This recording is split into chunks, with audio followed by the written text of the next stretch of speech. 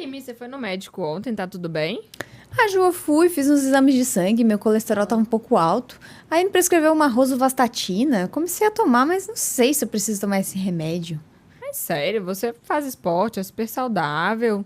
Eu vou começar a treinar um pouquinho mais, melhorar a alimentação, que não tava muito boa. Mas tô na dúvida se eu continuo. Talvez seja isso, né? Vamos descobrir nesse episódio, pessoal.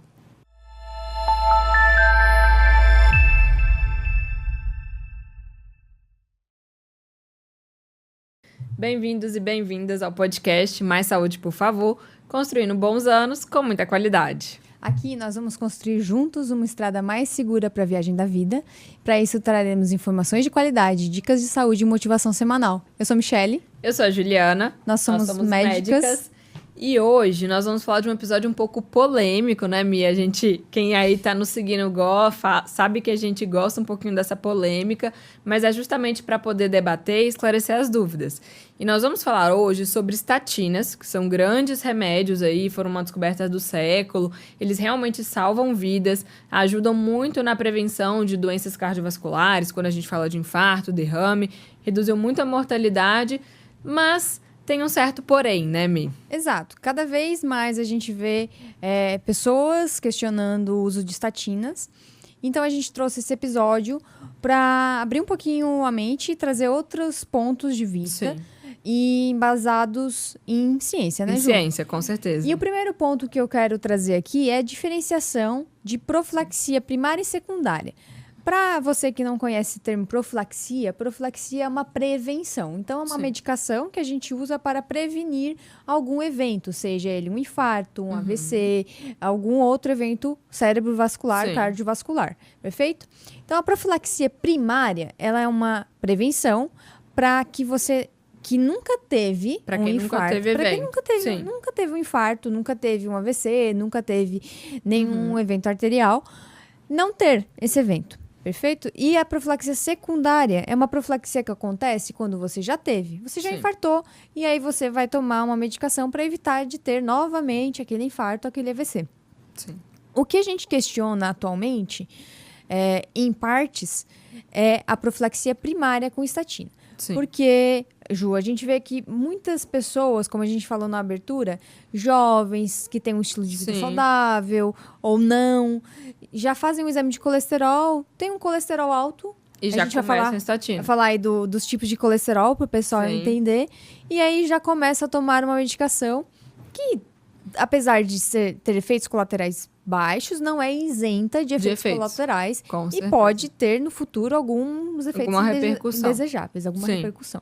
Então, a gente vai questionar agora, nesse episódio, a profilaxia primária e a gente vai trazer alguns pontos para você pensar. E também, no fim das contas, mudar um pouquinho o estilo de vida, né, Ju? Sim, com certeza, que é sempre a nossa pegada aí final. E então, gente, para exemplificar, a gente trouxe um caso clínico, né, da vida real aqui, para poder discutir mais sobre essa questão da prevenção primária, de você começar a estatina numa pessoa que nunca teve evento, tá? É um paciente de 40 anos, tá, Miles? É o GD. Ele tem 40 anos, sexo masculino. E ele, na verdade, ele foi no meu consultório porque o pai ia. E durante uma consulta com o pai, eu medi a circunferência abdominal do filho, porque ele pediu, e ele viu que estava alterado. E aí ele começou a perceber, poxa, meu pai tem vários problemas de saúde, será que eu vou ter também? E aí ele passou em consulta, fez um check-up e a gente viu que o perfil lipídico dele, o perfil de colesterol, estava muito ruim, né? Então, assim, ele tinha um LDL de 152, que é o colesterol ruim, né? Ele tinha um HDL, que é o colesterol bom, um pouco baixo, aí em torno de 40, e o triglicérides, que é aquele tipo de colesterol relacionado principalmente a consumo de carboidratos, então pães, massas, bolo, arroz, bem elevado, 180. E a gente tinha essa relação triglicérides, HDL, ruim. Nós vamos falar um pouquinho sobre ela. E aí, nessa consulta, né, ele trouxe esses exames e tudo, ele trouxe uma grande questão. Ele fala, será que eu preciso tomar remédio para o meu colesterol? Porque meu pai teve infarto e o meu colesterol não tá legal. E aí foi que a gente fez uma mudança de chave, né, de falar, talvez você não precise de remédio de colesterol agora. Exato. Você precisa mudar o estilo de vida, a gente determinar certas mudanças para ver se daqui 2, 3 meses isso vai apresentar uma melhora, né? pra gente definir ou não essa conduta. O que acontece, né, Ju? O pessoal fala assim, mas o meu colesterol tá alto, eu vou tomar esse remédio, então eu estou protegido. Sim. Não é o que acontece? A pessoa fala assim, não muda estilo de vida, continua comendo churrascão todo final de semana, bebida alcoólica, come um monte de carboidrato. E acha que o remédio vai curar tudo. E aí, a salvação está na pílula, né? No remédio. Só que não é esse o ponto, né, Ju? Não é, Mi. Você trouxe, que foi um caso que a gente discutiu, né? Que apareceu pra gente, de um paciente que ele voltou a piorar o colesterol depois que ele estava tomando a rosuvastatina. Porque ele falou, não, doutora, você aumentou meu remédio do colesterol, então eu tô liberado para comer tudo. Né? Então, não funciona, pessoal. E aí, Mi, eu acho que partindo desse primeiro caso clínico que a gente trouxe, qual seria a primeira coisa que você faria pra gente pensar em estratificar esse paciente? Boa, Ju. Primeiro, um ponto que eu queria comentar antes é que você falou do colesterol e que o triglicérides está muito relacionado com carboidrato. Sim. Uma crença muito grande das pessoas, né, que não tem contato com a saúde, com a medicina e tal, é que colesterol vem da gordura. Na verdade, a gente sabe que no fim das contas, quanto mais carboidrato a gente come metabolicamente, se ele estiver sobrando, ele vai ser armazenado, no fim das contas, em forma de gordura. Então, o triglicérides, os perfis metabólicos que a gente acaba vendo, eles estão muito mais relacionados ao consumo exagerado. A gente não está falando aqui que você deve cortar carboidratos, né? A gente até já comentou em episódios passados sobre essas dietas restritivas, que não é o caso. Então, você deve maneirar, né, no consumo de carboidratos e entender que o que vai aumentar muito o seu colesterol e triglicérides, além de gordura, é o consumo exagerado de carboidratos. De carboidratos. E principalmente carboidratos refinados, né? Carboidratos refinados e esses ultraprocessados, que a gente vai ver tá adicionado um tanto de açúcar e de farinha. Exato. E aí, pra gente começar a nossa avaliação, chegou um paciente no consultório. Meu colesterol tá alto. O que eu vou fazer pra pensar? O paciente nunca infartou. É o caso do GD. É o caso do GD. Sim. É o caso que a gente abriu aqui. Eu preciso estratificar o risco cardiovascular, trocando por miúdos. Eu preciso saber quantos % de chance você vai ter de infartar, de ter um evento cardiovascular em 10 anos. E aí, para isso, existem várias calculadoras de risco. E aí, a gente estuda isso na faculdade. Da onde que vieram essas calculadoras de risco, Ju? Vieram de populações, de estudos grandes, enormes. Mais de 100 mil pessoas. Mais de 100 mil pessoas que foram e são acompanhadas por anos e anos e avaliando vários fatores de risco. Com essas calculadoras, a gente vai lá ver seu colesterol, vai colocar pressão, vai colocar vários dados e vai ter uma porcentagem. Isso. O que é essa porcentagem, Ju? E aí, essa porcentagem que vai te dar, pessoal, é assim, quando você tem menos de 5% de risco em 10 anos, é um risco considerado muito baixo, onde a estatina, a rosuva, a atorvastatina não seria benéfica. Quando você tem um risco de 5 a 10%, talvez você pode considerar ir com seu médico.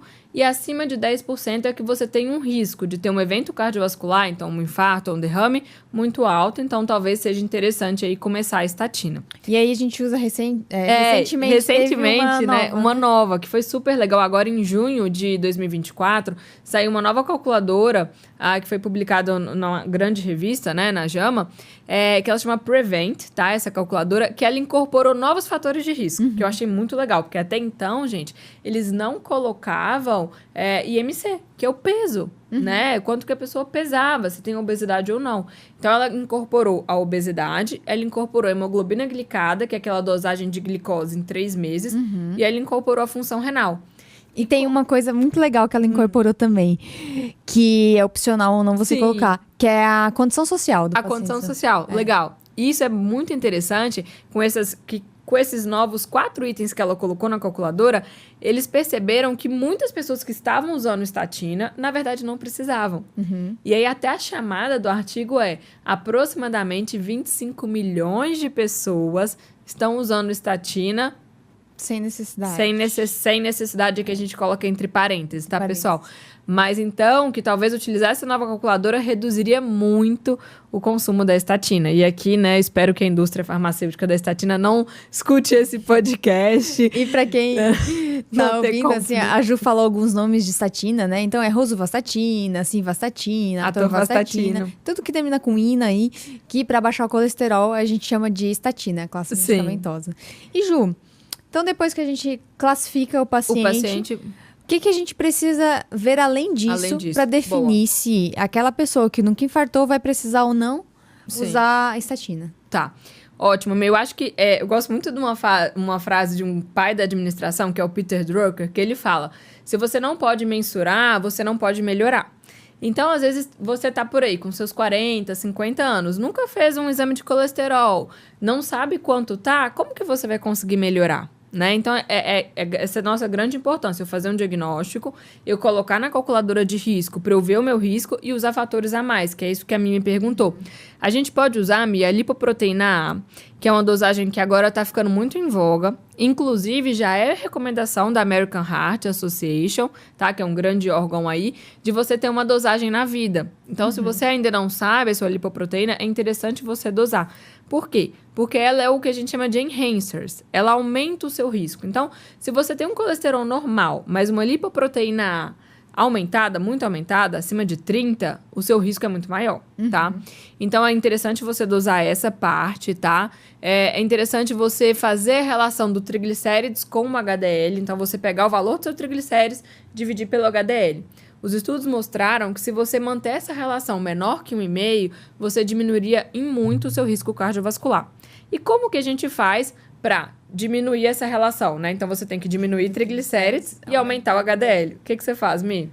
Exercício, né? Exercício físico aumenta o HDL, triglicérides... A gente diminui o carboidrato. A gente diminui o carboidrato. Então, fica uma equação aí simples para o pessoal entender. E, além disso, a gente tem outros marcadores inflamatórios, como o ácido úrico, a ferritina e o fibrinogênio, que também são super interessantes da gente dosar no sangue também, e a insulina, né? Porque uma insulina alta, uma insulina acima de 6, né, o valor de referência e médio que a gente usa, quer dizer que essa pessoa tem uma tendência maior a ter síndrome metabólica, né? De acumular essa gordura visceral, essa gordura central, que está relacionada aos piores desfechos. Exato, a síndrome metabólica, né, que é o acúmulo da gordura visceral, junto com uma resistência insulínica, um açúcar mais alto no sangue. Resistência insulínica, a gente já explicou aqui uma época, que é o seu pâncreas, né, que joga a insulina para a glicose ser absorvida, ou seja, o açúcar que você come tem que entrar na célula. A resistência insulínica é quando a insulina não consegue fazer com que o açúcar entre na célula. Então, você tem uma resistência. E isso leva a diversas consequências, né? E várias doenças. E, na verdade, né, a gente falou dos testes, então, das calculadoras de risco, desses testes no exame de sangue. No exame físico tem uma coisa muito legal também que dá pra gente fazer. Tem. Uma medida simples. Meça a sua circunferência abdominal. Pega um umbigo aqui, pega uma fitinha e meça. Para homens tem que estar menor que 102 e para mulheres menor que 88. Eles até falam de uma relação de você medir a circunferência abdominal e dividir pela sua altura.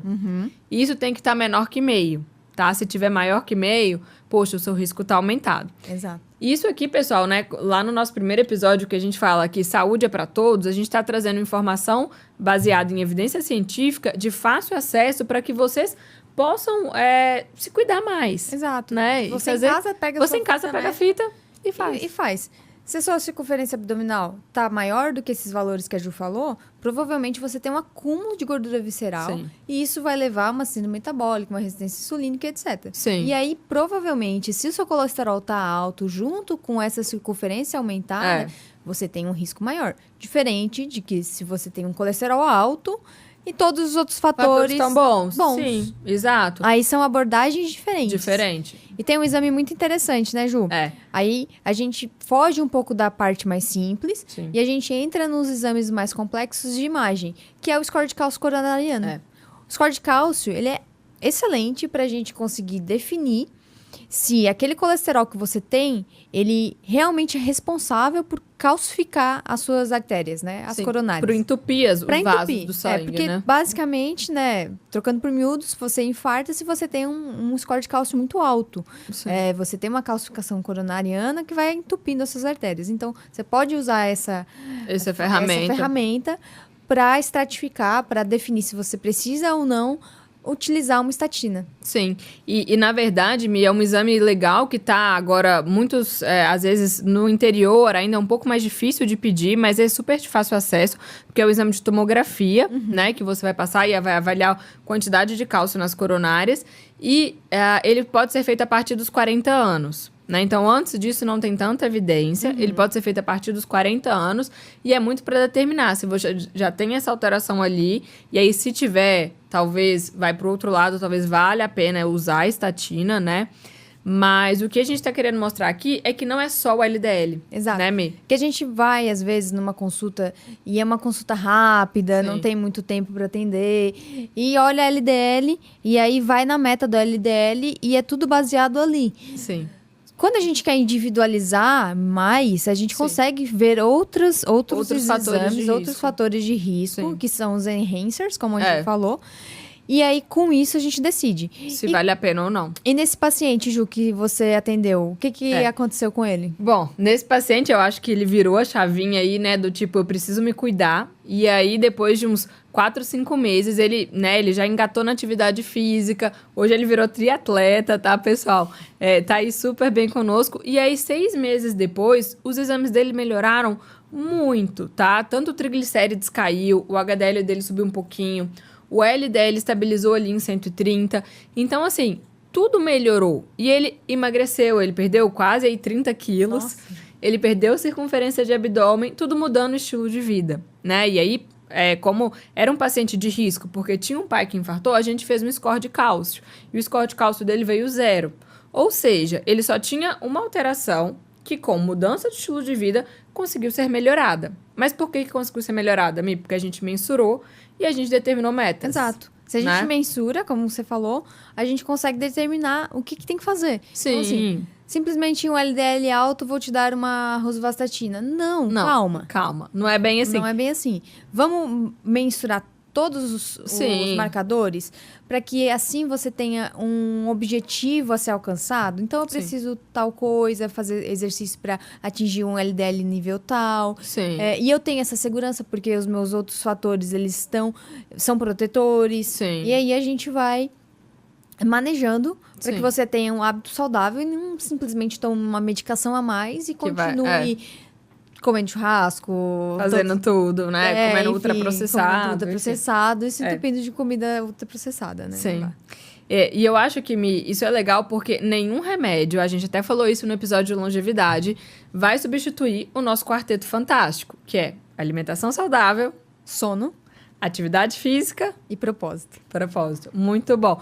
Então, eu acho que nenhuma medicação substitui isso. Cada caso é um caso. Hoje, a medicina evoluiu muito. Então, a gente consegue individualizar qual é o risco de cada pessoa. E a gente pode usar desse arsenal para nos ajudar. E para que você não seja só um prescritor, né? Para que o médico não seja só um prescritor de medicamento. Né? É claro que isso vai variar de profissional para profissional. Tem profissionais que não estão tão familiarizados com esses outros testes. Mas eu acho que é muito interessante a gente trazer aqui, até para você questionar o médico também. Mostrar para ele, falar, poxa, será que eu realmente preciso? Vamos ver outros fatores, se eu realmente tenho? Exato. Né, fazer os colegas sentirem um pouco de raiva, talvez. Não, mas principalmente os cardiologistas, né? A gente adora os cardiologistas, não tenho nada contra. Não tem nada contra. Mas... É só uma reflexão. E a gente... Estatina salva vidas. Sim, estatina salva vidas. Agora, estatina para todo mundo é algo a se pensar, né? É algo a se pensar. Principalmente, imagina, a Michelle tomando estatina, não faz sentido nenhum, né? É claro que a gente teria que ver outros marcadores dela, mas a gente fez e tava tudo bem e ela não tinha indicação de tomar estatina. Perfeito. Né? Então, eu acho que é isso, pessoal. E aí, pra fechar nosso episódio, eu vou perguntar pra doutora Michelle o que ela vai levar na mochila hoje. Bom, Ju, vamos sintetizar aqui O que eu vou levar na minha mochila é que não só o valor do LDL importa, principalmente se eu for pensar em profilaxia primária. Tá. Eu vou precisar fazer as outras avaliações com os enhancers para a gente poder definir se eu preciso ou não tomar estatina. Sim. E além disso, o que eu mais quero levar desse episódio, Ju, é que um remédio não vai mudar a sua vida. Você precisa mudar seus hábitos de vida. Com certeza. E o Quarteto Fantástico. Sono, alimentação, exercício físico e propósito de vida. Perfeito, gente. Esse quarteto vai seguir a gente aí até o final dos nossos episódios. E você, ouvinte, que está nos ouvindo hoje, se você curtiu esse episódio, curta, compartilhe com seus amigos e familiares, ative o sininho lá no YouTube e no Spotify também, nos siga nas redes sociais. E comente aqui embaixo, qual é o valor do seu LDL e do seu triglicérides, que é super importante, e do seu HDL? Você já usou estatina ou conhece alguém que usa para profilaxia primária? É isso, pessoal. Até a próxima. Até semana que vem.